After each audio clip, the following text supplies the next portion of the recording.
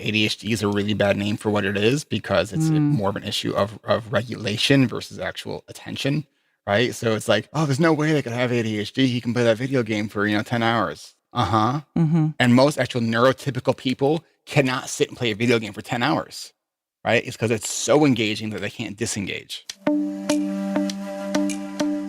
October is ADHD Awareness Month, so we're highlighting a range of guests who will help us gain awareness of ADHD, from supporting and advocating for our kids to understanding ourselves. Today, we're talking with someone who is a licensed clinical social worker, host of the ADHD Rewired Podcast, and an ADHDer continually striving to find the ways to make his ADHD work for him. Eric Tivers is our guest today. That's straight ahead on episode 141. I'm Emily Kircher-Morris, and this is the Neurodiversity Podcast. What is neurodiversity? You see the world differently. Autism spectrum. Gifted. Complexities that are inherently inside. ADHD. Dysgraphia. Tourette's. All brains are different. You are exactly what this world needs. This is the Neurodiversity Podcast. I'm sure you've heard us talk about the Neurodiversity University and our new virtual course before. Strategies for Supporting Twice Exceptional Students is our first course, and we originally opened it to school districts for in-house PD, but it will be available for everyone on November 1st. If you pre-register for the course, you can get it for a discount of 20% off. This course is great for educators, of course, whether you're a teacher or a counselor or administrator, but it's also great for parents if you just want to learn more about how to advocate for your twice exceptional kid. If you pre-register for the course, you can get it for a discount of 20% off. The course includes 6 different modules related to teaching twice exceptional learners, and it includes verification of continuing education hours. The sale price is available until 11:59 p.m. Central Time on October 31st, so be sure to register today. You can find out more at neurodiversity.university. My conversation with Eric Tivers is up next. Hi, I'm Dave Morris, the executive producer of this podcast. Putting together something like this is a huge endeavor, from planning and booking guests to putting together the finished product to buying equipment, even traveling to get the stories we present. It's a lot of work.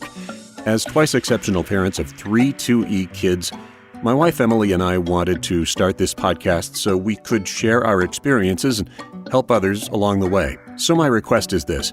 If you get some benefit from our podcast, would you consider becoming a Neurodiversity Podcast patron? Just $1 or $2 a month can really add up, and not only would you be helping defray costs, you become eligible for some members-only perks. Listening to our podcast is a free experience, and it always will be. Chipping in will help us continue bringing compelling content to listeners around the world. Go to patreon.com/neurodiversity or go to neurodiversitypodcast.com and click support at the top of the page. And thanks.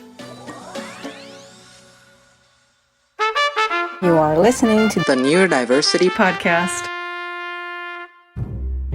Today, our guest is Eric Tivers. Eric is a licensed clinical social worker and the host of the ADHD Rewired Podcast, and he joins us for our special ADHD Awareness Month series. So, Eric, thank you so much for taking the time to talk to us today. Thank you for having me. It's fun to be on the other side of the mic once in a while. So you were diagnosed with ADHD when you were 19. And so I'm wondering, just to start off, if you can tell us a little bit about what that process was like for you, because I feel like that's an interesting age to get diagnosed. A lot of times people are diagnosed much younger or much later.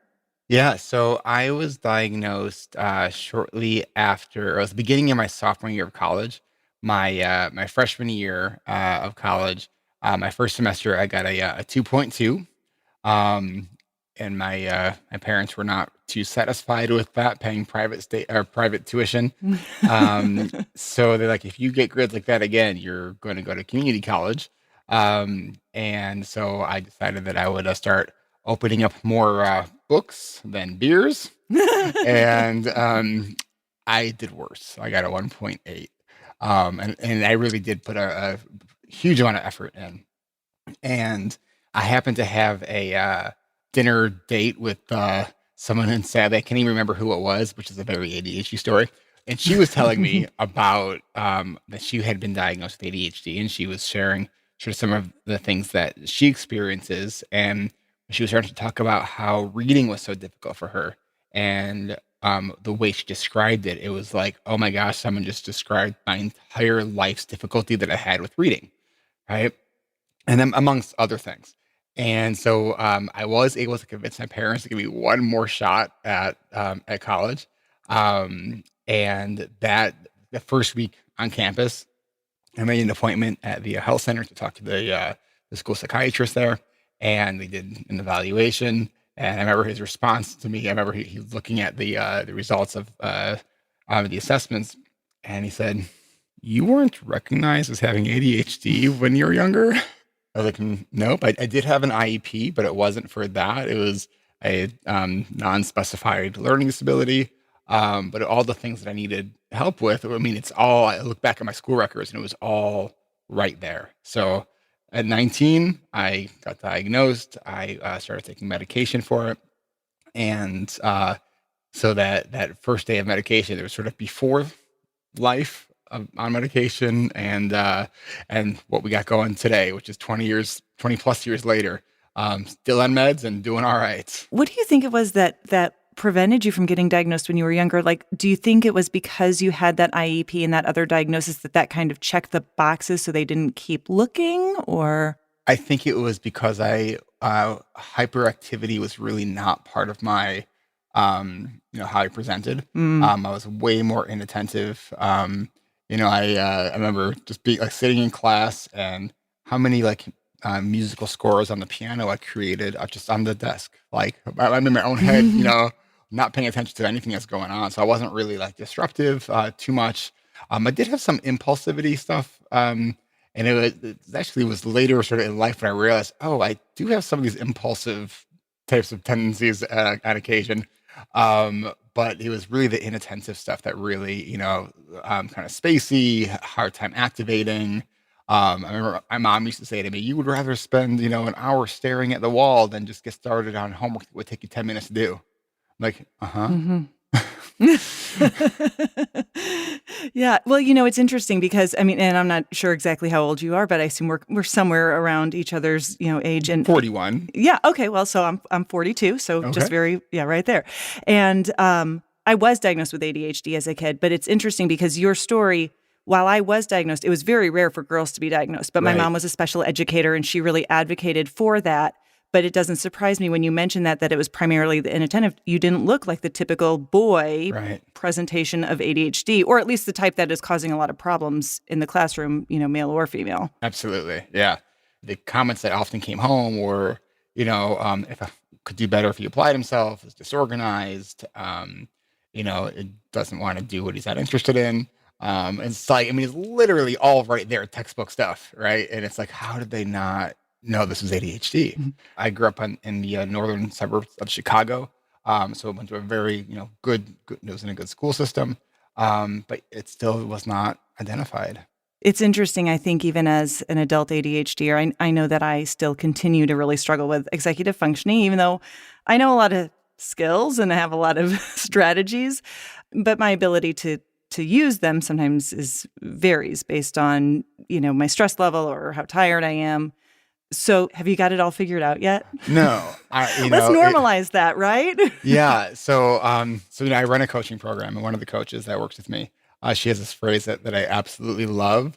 And she says, we could be kicking ass and be a hot mess all at the same time. Absolutely. When I'm leading my groups, it's something I really try to normalize. I'm like, let me just be really clear. All the stuff that I'm supporting all of you in learning right now, I understand stuff at a really deep level because I was clueless about it for so long. Doesn't mean I always do the stuff though. And so it's, I really try to focus the work that I do with members of my coaching groups on focusing more on resilience versus consistency. Because everyone's like, I want to be more consistent. I'm like, great, but consistency is sort of that lagging indicator, right? Like if we focus on getting back up, if we focus on, we can skip the whole step of beating ourselves up because we went back to old habits, right? If we just say, oh, I haven't planned in a week. Okay, today I'm going to plan. Right. Right. And just get back on the horse like over and over and over and over again.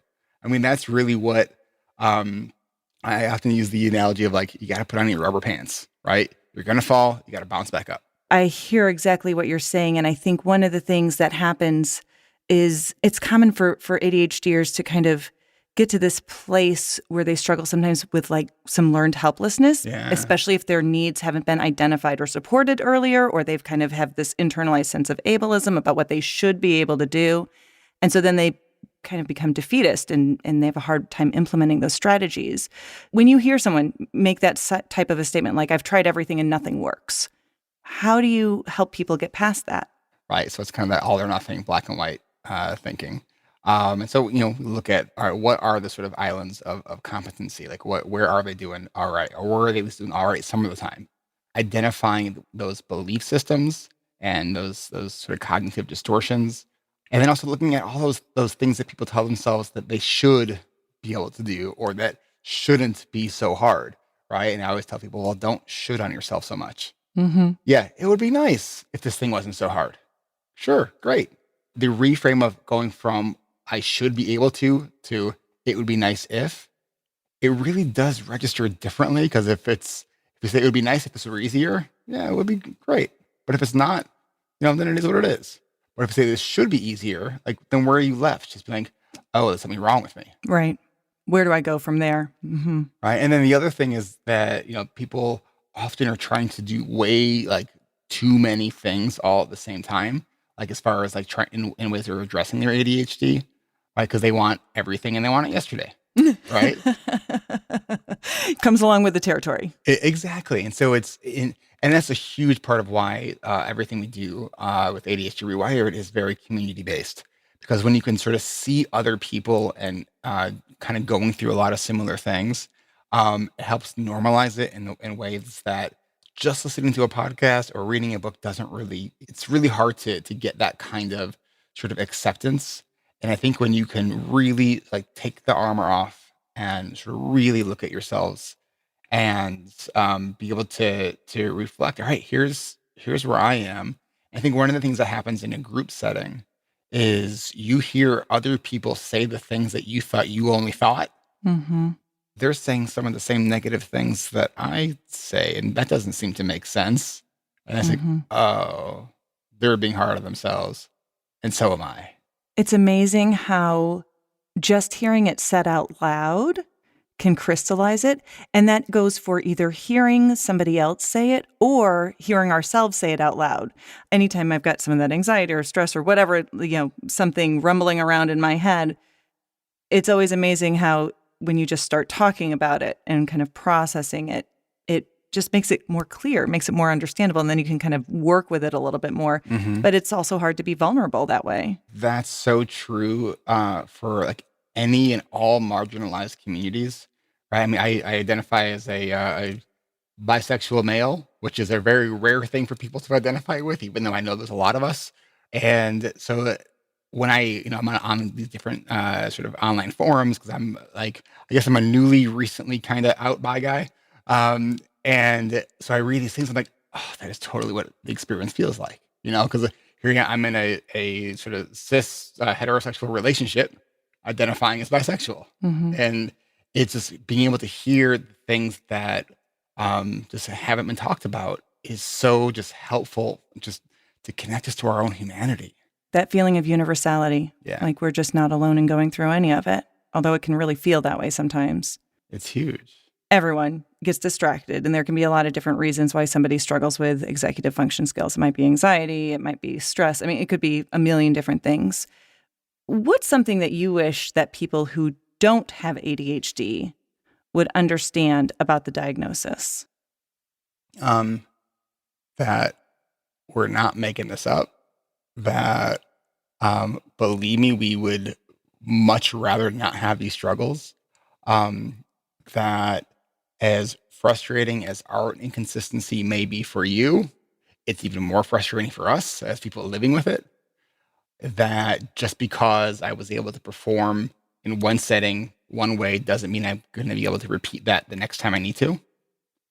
the ADHD is a really bad name for what it is because it's more of an issue of regulation versus actual attention, right? So it's like, oh, there's no way they could have ADHD. He can play that video game for 10 hours. Like, and most actual neurotypical people cannot sit and play a video game for 10 hours, right? It's because it's so engaging that they can't disengage, right? So if you love what you do, like it's everything the ADHD brain kind of feels like it wants and needs. So yeah, that interest is neurological. And so when we're interested in something, everything in our brain's going to work better. There's some different alternative names that float around out there. Do you have one that you like? I just think we should all call it the same thing, like no matter what we call it. Yeah, whatever it is. I don't know. Like I stick with ADHD, even though like I don't have the hyperactivity piece to it, because like especially as an adult, that hyperactivity is more sort of that internal cognitive hyperactivity. I still vividly remember the very first time I took a stimulant medication, and like I did not know that it was actually humanly possible to have just one thought at a time until I took that medication. Where I was like, oh my God, my mind just got so quiet. Yeah. And I just read this chapter of a book and I actually knew what I had just read because I was actually only thinking about what I was reading. It was this really novel idea. I think a lot about labels and the language that we use and how that all impacts things. I am all for finding ways to be neurodiversity affirming in our language. I think that that's really important. But I do think it muddies the waters when people say, well, I don't use this term, I use that. It gets confusing, especially those of us in the neurodiversity community, we get it because we're the ones having those conversations. But for anyone else, it's like, it makes it confusing. Like I know that there is there's a doctor out there that talks about like the 6 types of ADHD, right? Like I think that's really problematic because I think that a couple of those subtypes that he's referring to, I think are actually different disorders altogether. See, like the Ring of Fire is one of these subtypes, like, and even RSD. I think that there's a lot of confusion around rejection sensitivity dysphoria because one of the key triggers in borderline personality disorder is rejection or perceived rejection. So if we're all just calling this thing RSD, it's like, are we really talking about the same thing? Let's talk a little bit more about RSD just because we're kind of going down that path a little bit. So for those in the audience who aren't familiar, so rejection sensitivity dysphoria is kind of this phenomenon that people notice that a lot of ADHDers have this very intense and immediate reaction to feeling rejected, where they kind of perseverate on this topic of feeling rejected and have a hard time kind of moving past it. I'm kind of with you. It's like I get it, and I think it can be useful.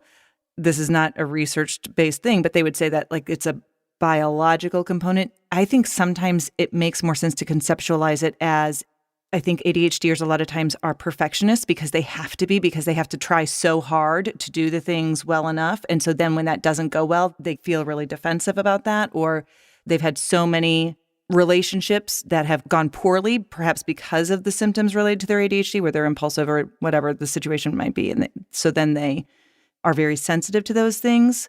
But it's hard to really conceptualize that as its own thing that some ADHDers experience and some don't. I don't know. But what are your thoughts? I'm just curious. The helpful part of it, I think, is that it gives words to an experience that is not, is not actually a part of the ADHD criteria, right? But is clear. I mean, I think just the fact that like the ADHD community really, I think in huge numbers has really taken on and identified with this RSD sort of syndrome. William Dodson, I think, is the guy who came up with this term. As I mentioned, I think there's a lot of potential borderline personality disorder. The other thing that I think, and this is so pervasive in the ADHD community, especially with adults, is trauma, complex PTSD. Right. So not like the trauma of a horrible event, the trauma of 10,000 paper cuts, right? Of the failed again, screwed up again, forgot this thing again, like all these things that when those things happen, that to me is more of a trauma response versus something that's like quote unquote RSD. Right. Yeah, I think that's kind of where I end up landing with it when I start thinking about all those other stressors. It's just complicated. And any of these things are so nuanced. So as a clinician, when I'm working with my clients in the office, if I have someone who expresses this, it's much easier to handle it on a one-on-one basis. Like, well, let's explore that. Let's talk about that. Let's figure out how to work through that. When you try to categorize it and apply it to a lot of different people, it kind of loses some of the meaning, I think. Any diagnosis, no matter what it is just a starting point, Right. right? Because my ADHD might look different than your ADHD. That might look different than the person listening to this right now is ADHD, right? I once heard at an ADHD conference that if you did like a mathematical factorial of all the different permutations that can bring you to that ADHD diagnosis, because you have the 9 symptoms of hyperactivity and impulsivity, the 9 symptoms of inattentiveness, and then you can have the combined, you need 6 out of 9 of each, or if you're adult, 5 out of 9. There's like 69,400 different possibilities that can bring you to an ADHD diagnosis. Yeah. So, my 6 is this and your 6 is, includes all 5, but, this one we don't share. I mean, so there's so many different flavors of ADHD. So it's a starting point. Let's talk a little bit more about the diagnosis process. What should people expect through that process, whether they're going through it for themselves or a loved one? And I think the other important question is, how do they know whether or not going through that process is worth it? What's the end goal there? I think the end goal is it gives you treatment options. So if you're interested in, pursuing medication, and I hear so many clinicians and coaches too, will say, well, medication is a choice between you and your doctor. I am very much on the other extreme. Say, try medication. You owe it to yourself to try medication. Doesn't mean it's going to work for you. Doesn't mean the first dosage or the first medication is going to work for you.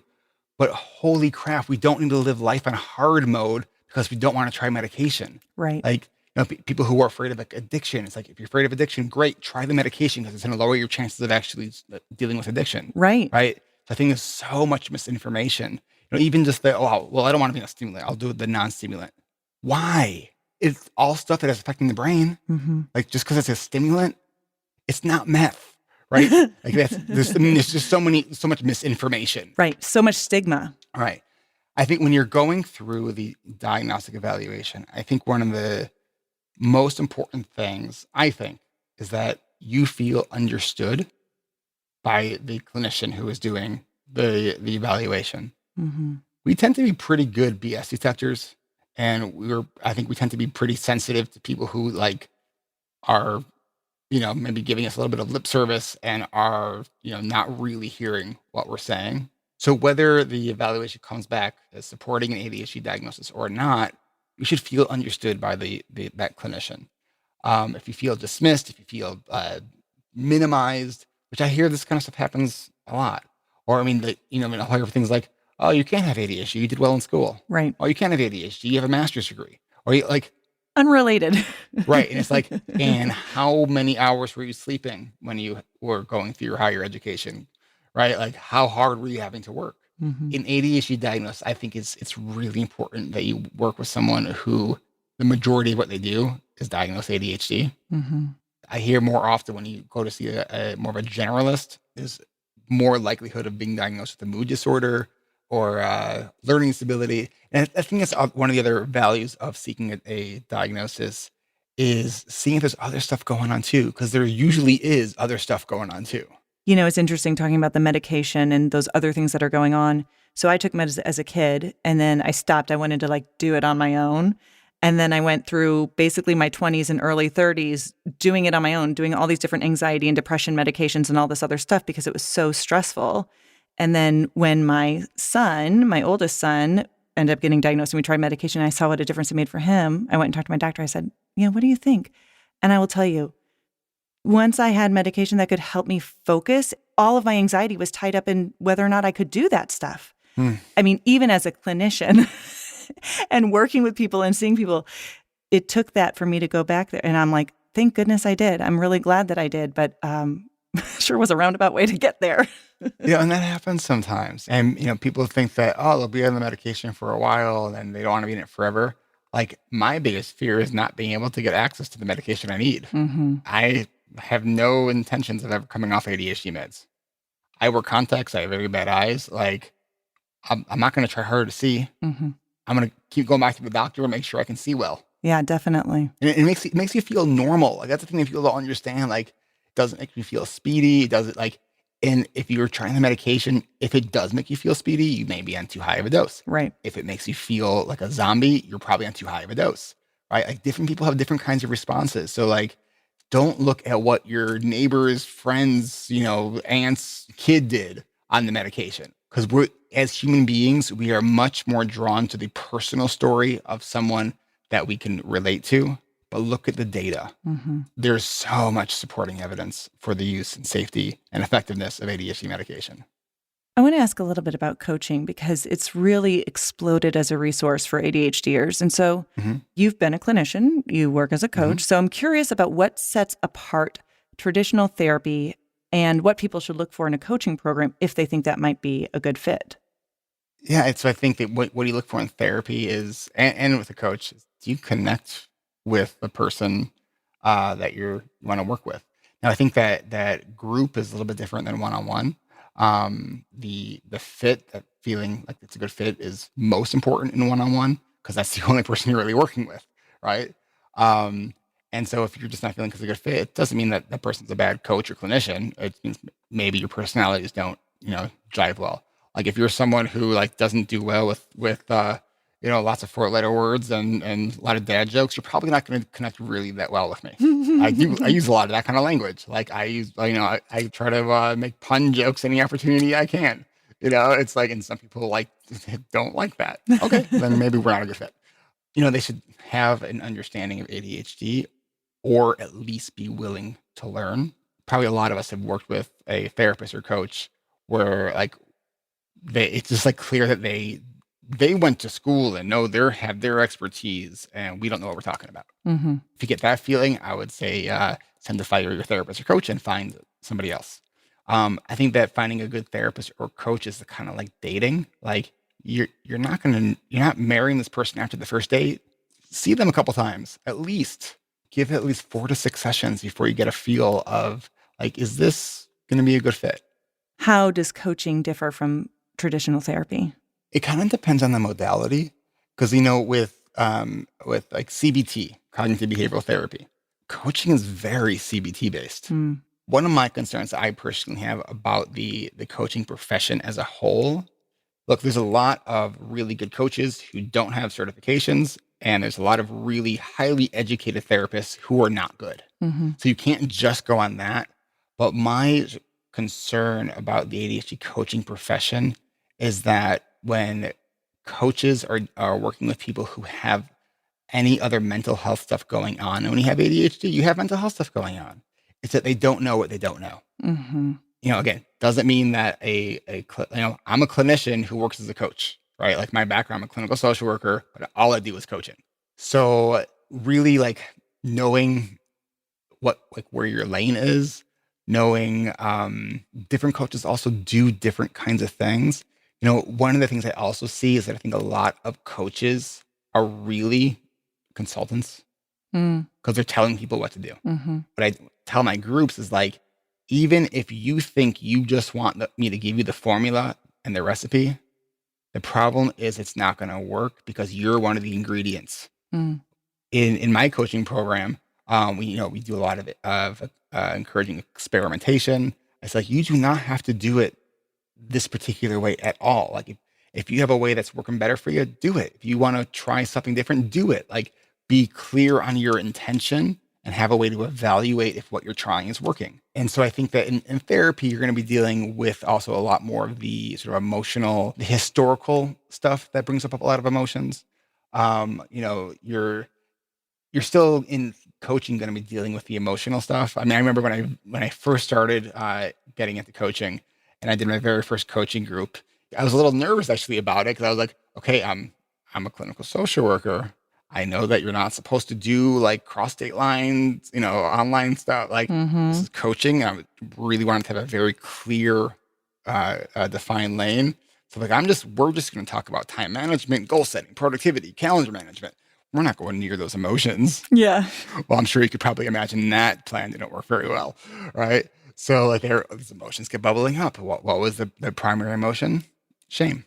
And so we needed that avenue to talk about that. So, I came up with a bunch of different sort of exercises in our groups. We write letters to our ADHD, but in the very beginning of group and at the very end of group.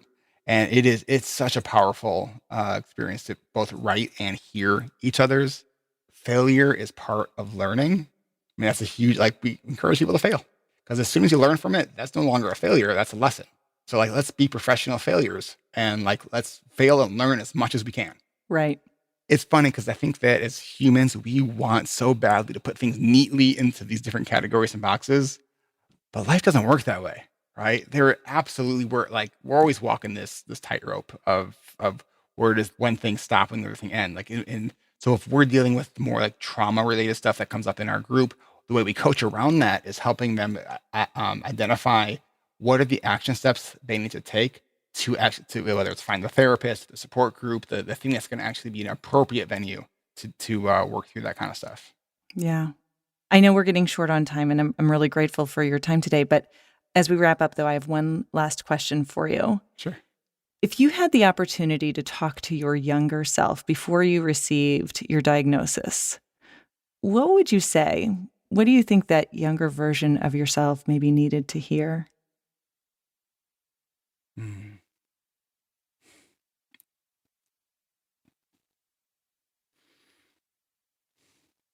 It's funny because I'm having an emotional response to that question, but yet there's no words forming in my brain right now. Yeah. There's a couple of things that come to mind. I think one that is, I had a lot of my particularly my mom and I butt heads a lot growing up. Well, we still butt heads. And I think that it would have helped me to understand that she didn't get it. And if she did, she might have been able to support me better. I think my younger self would have really benefited from knowing that it is okay to be my own kind of weird and to do what I love. And that grades aren't everything. I think I felt actually really fortunate that when I was, after I got that diagnosis, one of the discoveries that I made about my own sort of learning process was that when I just let go of caring at all about my grades and just completely focus on learning, then I started getting good grades. Mm-hmm. A's aren't everything. And that one day you're going to grow up and start a business and help all kinds of people and love what you do. Yeah. I often will tell people when we're talking about sort of longer term goal setting, that if I would have had a crystal ball even 10 years ago, and I would look to where I am now, I would say, I think something's wrong with this crystal ball. As someone who loves personal growth and I'm always pushing myself, right? I could never have imagined that I would be kind of where I am. With coaches working for me. I have a couple communities that I run with the coaching groups. I have a whole podcast network. I figure when you realize that you're actually proudly unemployable and that you can actually do your own thing and help a lot of people, life can be really good. Doesn't mean it's just not hard stuff that you got to deal with, and doesn't mean that the ADHD doesn't show up and sometimes kind of rock your world for a little bit.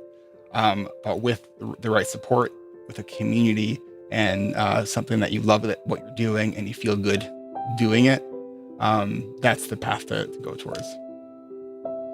Eric Tivers, host of the ADHD Rewired Podcast. Thank you so much for your time today. Thanks so much. In middle school, we were working on a group project that was really exciting to me. I was rapid firing ideas with my group, using the creative and divergent thinking skills that ADHD brains are known for. My teacher, in front of the entire class, asked me, "Emily, did you remember to take your medication today?" My face gets hot even now just thinking about it, and the wind went completely out of my sails because my enthusiasm and excitement was pathologized and made into something to be ashamed of. Those of us who are ADHDers, whether we were diagnosed when we were young or as adults, have to constantly re-examine our habits and behaviors to see what's working and what's not. we also have to learn to forgive ourselves for the internalized messages that we received throughout our lives. I'll be the first to say it. ADHD is a disability. There are days that, as a parent, as a professional, and as a person, I wish I could be a bit more together with things. But that doesn't mean that I wish I were neurotypical, because then who would I even be? I'll tell you who I am. I'm Emily Kircher-Morris, and I'll see you next time on the Neurodiversity Podcast.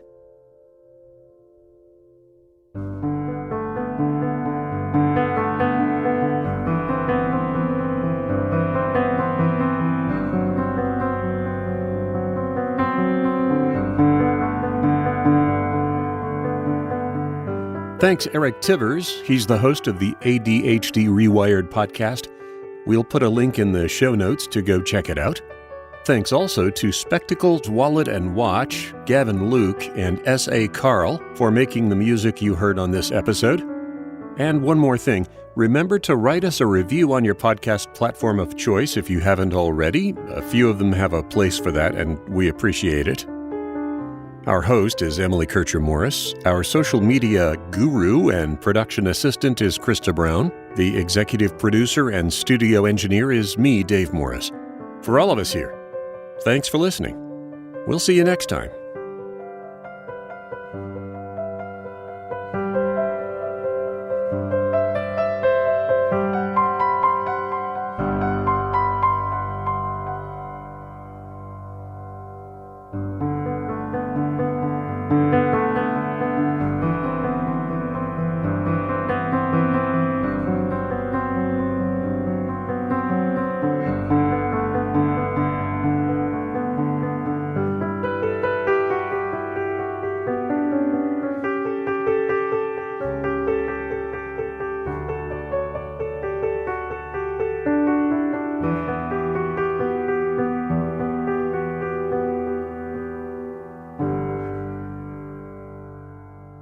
This is a production of the Neurodiversity Alliance.